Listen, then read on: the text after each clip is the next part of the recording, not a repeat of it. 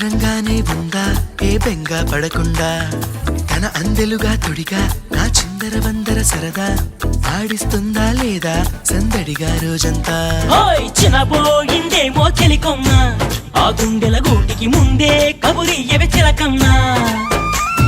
నీవాడు వస్తాడే ప్రేమ అని త్వరగా వెళ్ళి నువ్వు విన్న కథలన్నీ చెప్పన్నా కాకమ్మా తీసుకుపోని వెంట వస్తా తీసుకుపోని వెంట